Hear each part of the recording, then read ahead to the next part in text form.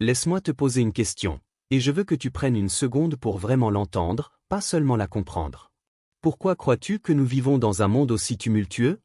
Pourquoi cette agitation permanente, comme si quelque chose d'immense se préparait derrière le rideau? Pourquoi ces secousses, ces événements qui semblent n'avoir aucun lien mais qui, quand on regarde de plus près, dessinent un motif, une trame? Tu sais, parfois je me dis que le monde ressemble à un vieux livre dont on a déchiré les premières pages. On le lit, oui, mais il manque l'essentiel. Alors je te repose la question, et si ce qu'on t'a enseigné sur l'histoire humaine n'était qu'un morceau de vérité? Une vérité à moitié voilée, une vérité arrangée, aseptisée, présentable. As-tu déjà eu cette sensation étrange, presque physique, que quelque chose ne colle pas? Que certains détails ont été polis jusqu'à disparaître, comme ces pierres que la mer finit par lisser? Je suis sûr que oui. On l'a tous ressenti un jour ou l'autre.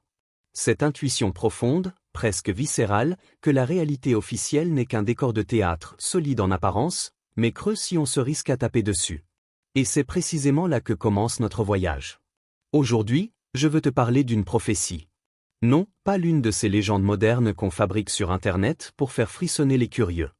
Pas une fable, pas un mythe reconditionné pour les naïfs.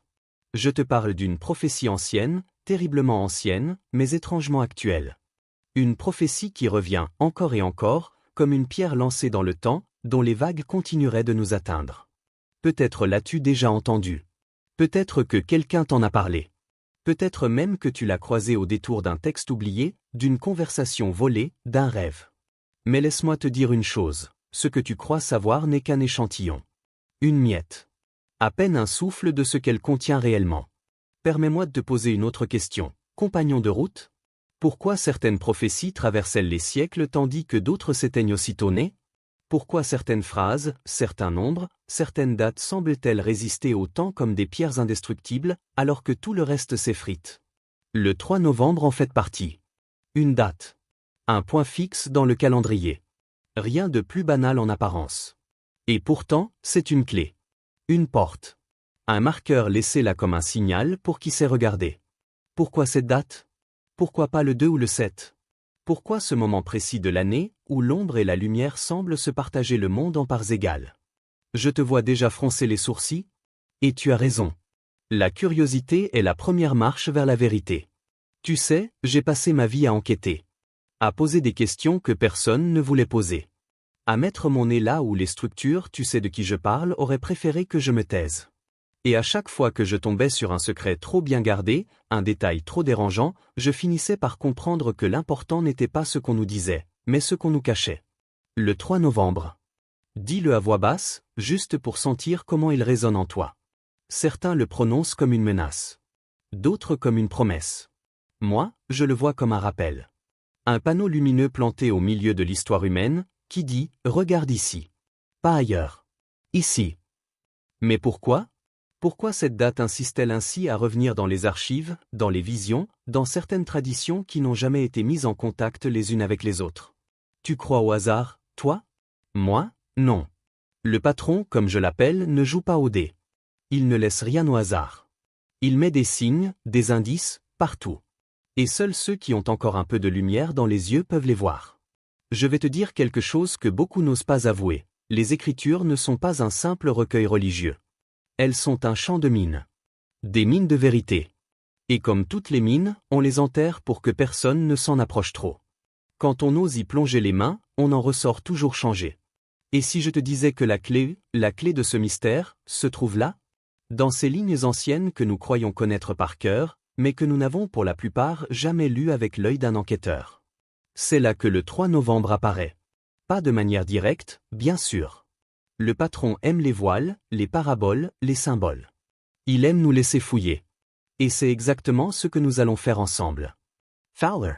Retourner la terre. Chercher ce que les siècles ont voulu ensevelir.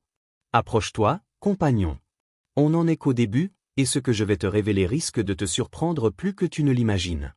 Tu vois, l'histoire officielle, elle nous dit que tout est écrit.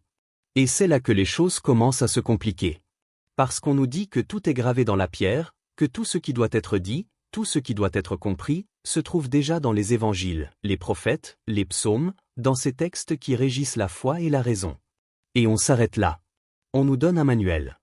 Et on le prend pour argent comptant, sans jamais remettre en question ce qui se trouve entre les lignes. Mais je te pose une question. Combien parmi nous ont vraiment pris le temps de lire entre les lignes? Combien ont pris ce manuel et l'ont retourné dans tous les sens? Combien ont réellement questionné ce qu'ils croient savoir? Parce que crois-moi, chaque mot, chaque syllabe a un sens. Et chaque omission aussi. L'histoire officielle ne parle jamais des zones d'ombre, des blancs dans le texte. Ces blancs, ce sont eux, les véritables indices. Mais qui prend le temps de s'y intéresser? Regarde cette prophétie, par exemple. Le 3 novembre. Ce n'est pas un hasard si cette date résonne en toi, si elle fait écho dans ton esprit. Elle revient à plusieurs reprises dans les anciennes traditions. Et pourquoi? Parce qu'elle porte un message. Elle est là, plantée dans le calendrier, comme une sorte de jalon, de repère. Mais qu'en disent les textes? Quel est le véritable sens derrière tout cela? Voyons cela ensemble. Dans le livre de l'Apocalypse, il est écrit, et je cite, « Ce qui est caché sera révélé ». Là, tu vois, tout est dit en quelques mots. Ce qui est caché. Et tu sais ce qui est fascinant ici? Ces mots ne parlent pas d'une simple révélation divine. Non, ils font référence à quelque chose de beaucoup plus profond. Quelque chose qui dépasse la compréhension classique. Cette phrase, elle résonne comme une invitation. Une invitation à creuser plus profond. Parce que, derrière chaque voile de l'histoire, il y a une vérité cachée, une vérité qui ne demande qu'à être découverte. Réfléchis-y un instant. Ces mots ont traversé les siècles. Ils sont là, sous nos yeux. Mais qui prend la peine de les questionner vraiment? Qui ose les regarder de près? Je crois que tout a un sens. Tout. Chaque détail, chaque symbole. C'est là que commence véritablement l'enquête. Quand tu oses regarder au-delà de l'évidence. Quand tu acceptes de remettre en cause ce qu'on t'a appris. Là, tu commences à voir le monde sous un autre angle. C'est ce que je te propose aujourd'hui. Prenons un autre passage. Celui de Matthieu 24. C'est là que Jésus parle des signes de la fin des temps. La fin du monde. Ce passage a été interprété par des millions de gens comme une annonce d'Apocalypse, une prévision de cataclysme, de la destruction de notre monde. Un monde qui, selon eux, serait frappé par des tremblements de terre, des guerres, des famines, des maladies. Mais laisse-moi te poser une question, n'est-ce pas trop simple? Quand Jésus parle des signes de la fin, ne crois-tu pas qu'il parle d'autre chose? Peut-être d'un changement profond, d'une transformation intérieure, et pas seulement d'une fin physique. Peut-être qu'il nous annonce la fin d'un cycle, d'une façon de penser, d'un mode de vie. Pas la fin de la terre, mais la fin d'une époque. L'Apocalypse, ce n'est pas seulement une destruction. C'est une révélation. Une révélation de ce qui est caché. Et si ce n'était pas la fin des temps, mais le début d'un autre cycle? Un cycle dans lequel nous devons nous éveiller. Ce qu'on appelle l'Apocalypse pourrait très bien être le début de notre éveil. De notre transformation intérieure. Ce que les structures et les autorités ont toujours voulu cacher. La fin d'une époque où nous nous sommes laissés diriger, où nous avons abandonné notre pouvoir personnel, notre pouvoir intérieur. Peut-être que, derrière ces prophéties apocalyptiques, il y a un message bien plus profond. Et il n'attend qu'une chose, qu'on l'entende. Tu sais, il y a aussi ces mystérieux manuscrits apocryphes, ces textes qui ont été écartés des canons officiels. Ces écrits qui ne figurent pas dans la Bible officielle, mais qui parlent de choses bien plus profondes, des révélations qui vont bien au-delà de ce qu'on t'a dit. Les évangiles gnostiques, par exemple, nous offrent une vision différente de Jésus. Ils le montrent non pas comme un simple fils de Dieu, mais comme un homme, pleinement humain, porteur d'une sagesse millénaire, un maître qui nous enseigne à travers des symboles et des métaphores. As-tu déjà pris le temps de lire ces textes? De te demander pourquoi on a voulu les faire disparaître, les effacer de l'histoire officielle? Pourquoi ce silence autour de ces révélations? Je crois qu'il y a une raison très précise à cela. Ces écrits, ces révélations, nous ont été cachés pour nous empêcher de comprendre le vrai message. Parce que ces textes n'étaient pas seulement des écrits religieux. Non. Ce sont des outils de transformation. Ils sont là pour nous ouvrir les yeux, pour nous aider à voir ce qui est caché. Tout comme cette prophétie du 3 novembre, ils sont des clés. Des clés pour ouvrir la porte d'une autre réalité, d'un autre monde. Un monde dans lequel nous sommes les maîtres de notre propre destinée. Un monde dans lequel nous avons la possibilité de nous éveiller à notre vraie nature. Et voilà, tout ceci nous amène à un point crucial, à une question essentielle. Pourquoi cette prophétie du 3 novembre revient-elle dans nos esprits, à cette époque précise de l'histoire humaine? Pourquoi cette date? Pourquoi maintenant? Alors que le monde semble se fragmenter, se diviser, alors que les anciennes structures de pouvoir se fissurent et que des nouveaux courants émergent? Pourquoi cette date en particulier? Que veut-elle nous dire? Pourquoi maintenant, dans ce moment particulier de l'histoire? Si tu te souviens bien, je t'ai parlé des structures, ces forces invisibles, ces institutions qui nous façonnent, qui nous manipulent, qui contrôlent le flux de nos vies. Depuis des siècles, elles ont tissé leur toile autour de nous, imposant leur vision du monde, leur vision de Dieu, leur vision de l'homme.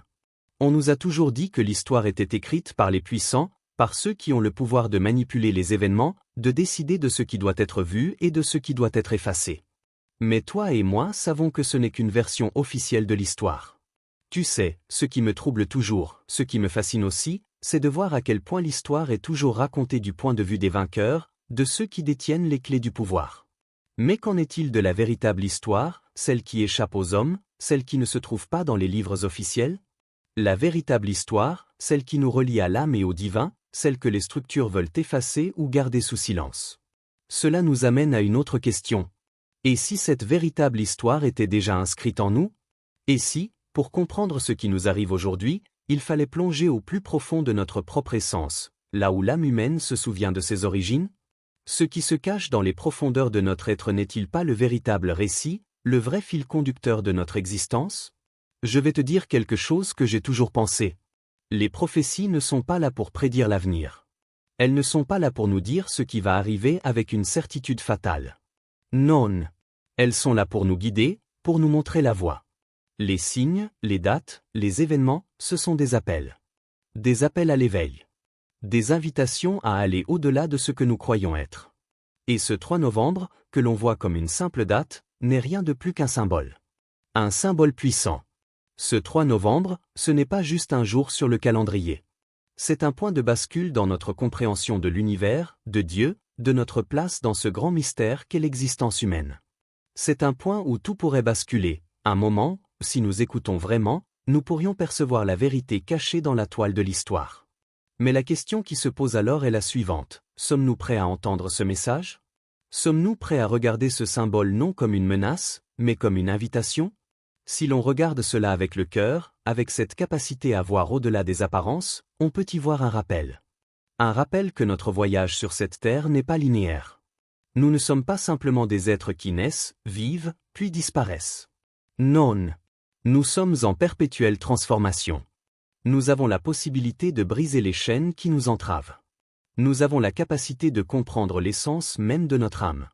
Le message derrière cette date, derrière cette prophétie, n'est pas un message de peur, mais un message d'espérance. Un espoir de libération. Une invitation à un renouveau. Un renouveau qui commence à l'intérieur de nous-mêmes, dans nos cœurs, dans notre conscience. Nous avons la possibilité de nous éveiller, de nous élever, de retrouver notre véritable nature. Nous ne sommes pas les marionnettes des puissants. Nous avons, en nous, cette flamme divine qui peut tout changer. Tout. Et tout cela, je crois, nous a été montré par Jésus, ce grand maître. Jésus, cet être humain, ce guide spirituel, qui ne nous a jamais demandé de le suivre aveuglément. Il ne voulait pas que nous soyons des disciples passifs. Il voulait que nous devenions des chercheurs de vérité, des éveillés. Et il nous a montré le chemin. Ce chemin n'était pas pavé de certitudes. Ce n'était pas un chemin facile. Mais c'était un chemin de vérité, un chemin d'amour, un chemin de sagesse. Mais voici la clé, c'est à nous de faire ce chemin. Ce n'est pas lui qui nous y a conduits. Il a montré la voie. C'est à nous de l'emprunter. C'est à nous de comprendre qu'il n'y a pas de vérité extérieure à chercher, mais que la vérité est déjà là, en nous. Tout ce qu'il nous a appris, tout ce qu'il nous a montré, c'est que la vérité réside dans notre propre cœur, et que nous devons la retrouver. La prophétie du 3 novembre, elle pourrait bien être ce moment où nous réalisons enfin cela. Ce moment où nous nous éveillons à notre véritable nature, à notre vraie essence. Ce 3 novembre, ce n'est pas un moment de cataclysme, ce n'est pas la fin des temps. Non. C'est un renouveau, un réveil. Et cela commence en nous. Le vrai réveil, celui qui nous mène à la libération, à la sagesse, à l'amour inconditionnel. Il est temps, je crois, d'ouvrir les yeux. D'arrêter de chercher dehors ce qui se trouve déjà en nous. Le monde, les prophéties, les signes, tout est là pour nous rappeler que nous sommes plus que ce que l'on nous a dit. Nous sommes appelés à un éveil spirituel, et ce 3 novembre pourrait bien être le début de cette transformation. Mais il ne tient qu'à nous d'y répondre. Il y a, dans le monde ancien, une résonance que peu d'oreilles savent entendre. Une vibration discrète, presque imperceptible, mais toujours présente. Elle circule dans les symboles, se cache dans les lignes des textes oubliés, se glisse entre les syllabes sacrées. Elle est là, comme une pulsation, une fréquence qui ne s'éteint jamais. C'est cette vibration qui traverse les prophéties, qui nourrit les visions et qui, parfois, vient frapper à la porte de notre conscience. Et dans cette prophétie du 3 novembre, cette vibration devient un murmure insistant, un souffle qui cherche à réveiller quelque chose de profondément enfoui. Tu sais, ce texte, cette date, cette prophétie, ce n'est pas une simple prédiction. Ce n'est pas la description d'un événement qui viendrait brusquement briser l'ordre du monde. Non. C'est un cri. Un cri silencieux, un cri de l'âme humaine. Un cri que nous avons oublié d'écouter. Depuis longtemps, trop longtemps, nous avons laissé s'éteindre l'accès à notre propre vérité. Nous avons perdu le chemin qui nous reliait à ce que nous sommes vraiment. Et cette prophétie n'a pas pour but de nous effrayer. Elle est là pour nous rappeler. Pour nous rappeler ce que nous avons perdu, ce que nous avons laissé se dissoudre dans le bruit du monde moderne. Le 3 novembre? Peut-être est-ce la date où tout prend sens. Mais pas un sens visible, pas un sens extérieur. Pas un signe inscrit dans les nuages, ni un tremblement de terre, ni une catastrophe que l'on pourrait filmer. Ce sens-là, celui que l'on cherche dans les apparences, n'est qu'un mirage. Le vrai sens, il est intérieur. Il palpite dans notre poitrine, il respire dans notre âme. Ce sens profond se trouve dans l'espace sacré qui existe en toi, cet espace que tu visites trop rarement, mais qui n'a jamais cessé d'exister. Regarde autour de toi un instant. Le monde respire. L'univers respire. Il y a un rythme. Les arbres, les océans, le vent, les étoiles, tout suit une cadence, une géométrie subtile. Et toi aussi, tu fais partie de cette danse cosmique. Tu n'es pas un spectateur. Tu es une note dans une symphonie, une vibration dans un chant infini. Nous avons oublié cette vérité simple. Nous nous sommes convaincus que nous étions isolés, séparés. Mais rien n'est séparé. Rien ne l'a jamais été. Chaque âme qui marche sur cette terre porte un fragment de cette résonance. Une mission, un rôle, une présence. Parfois, tu en as l'intuition. Tu sens que ta vie ne se limite pas à la surface, que quelque chose t'appelle au-delà du quotidien. C'est cette prophétie, ce mystère, cette vibration qui cherche à te rappeler pourquoi tu es là. Non pas pour te conformer. Non pas pour te soumettre. Mais pour te souvenir. Tu vois, l'humanité avance depuis des siècles avec un manque. Un vide. Une question silencieuse que personne n'ose poser vraiment, où est passé le divin en nous? On nous a raconté que Dieu était ailleurs. Loin. Exilé dans un ciel inaccessible, enfermé dans des temples de pierre, protégé par des institutions, des titres, des rites. On nous a appris que pour toucher la lumière, il fallait passer par d'autres. Par des intermédiaires. Par des autorités. Mais la vérité, cette vérité que la prophétie murmure entre ces lignes, c'est que le divin n'a jamais été ailleurs. Il n'a jamais été enfermé. Il n'a jamais été distant. Le divin, le maître, la présence, peu importe le nom que tu lui donnes, il est en toi. Pas dans une statue. Pas dans un édifice sacré. Pas dans un livre que l'on a figé. Mais dans l'intimité la plus profonde de ton âme. C'est cela, la révélation.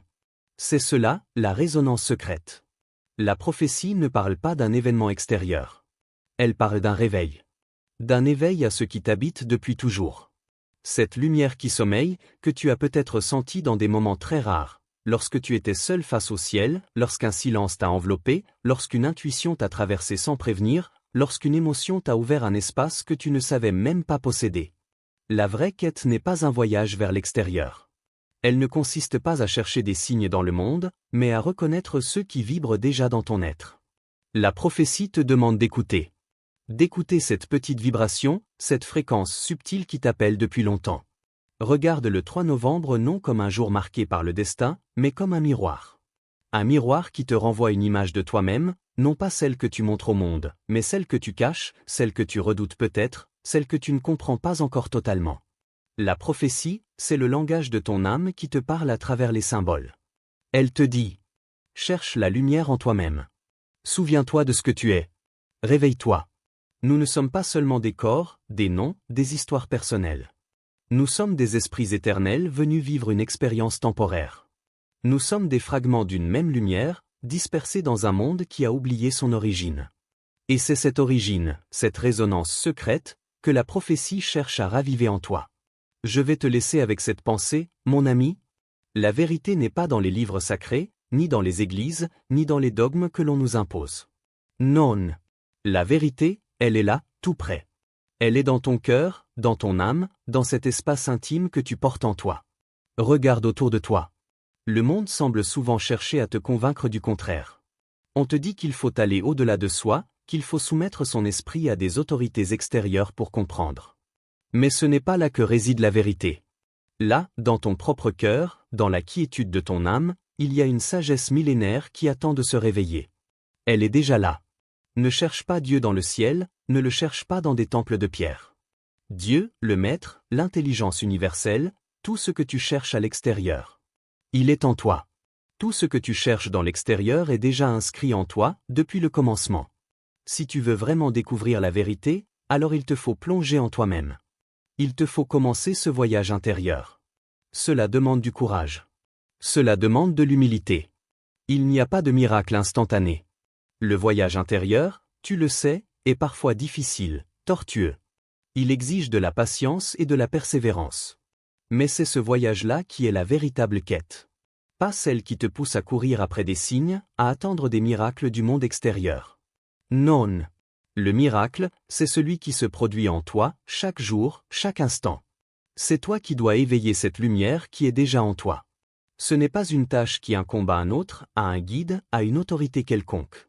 C'est toi qui dois entreprendre ce chemin, toi qui dois écouter cette voix intérieure qui t'appelle. Alors, regarde cette prophétie du 3 novembre sous un autre angle. Ce n'est pas un simple avertissement d'un futur qui semble incertain. Non. C'est une invitation. Une invitation à réveiller quelque chose en toi. Une invitation à comprendre que tout ce que tu cherches à l'extérieur existe déjà en toi, comme une semence prête à germer. C'est une prophétie d'éveil, une promesse de renouveau. Elle n'est pas là pour nous effrayer, mais pour nous ouvrir les yeux. Et toi, compagnon de route, je te pose cette question. Qu'est-ce que cela réveille en toi? Quelle transformation es-tu prêt à vivre? Es-tu prêt à accueillir ce changement? À briser les chaînes qui te retiennent et à t'élever, non pas seulement dans ton corps, mais dans ton âme? Es-tu prêt à comprendre que ce que tu cherches dans le monde a toujours été en toi? Que ton pouvoir, ton potentiel, ta lumière, sont là, prêts à te guider. Tu vois, ce chemin n'est pas celui des autres. Ce n'est pas une route toute tracée que d'autres ont parcourue avant toi. C'est ton propre chemin. Et c'est à toi seul de le parcourir. À toi de l'ouvrir, à toi de décider de t'y engager pleinement. La clé réside dans ton regard intérieur, dans cette capacité que tu as à voir ce qui est caché derrière les apparences. Ce n'est pas dans les événements extérieurs que se trouve la vérité. C'est dans ce que tu es, dans ce que tu portes en toi. Alors je te laisse avec cette réflexion. Ce n'est qu'un début. Le chemin commence maintenant. Ne laisse pas passer cette occasion. Ne laisse pas l'illusion de l'extérieur t'éloigner de toi-même. Tout ce que tu recherches, toutes les réponses à tes questions, sont déjà là, en toi, prêtes à être découvertes. Le 3 novembre, ce n'est pas juste une date. C'est le rappel d'un chemin. Un chemin qui commence en toi. Il est temps de le prendre. À très bientôt, compagnon de route. Rappelle-toi, le voyage ne fait que commencer. Et celui qui s'engage dans ce chemin ne reviendra jamais en arrière. La lumière est déjà en toi. Il ne tient qu'à toi de la laisser briller.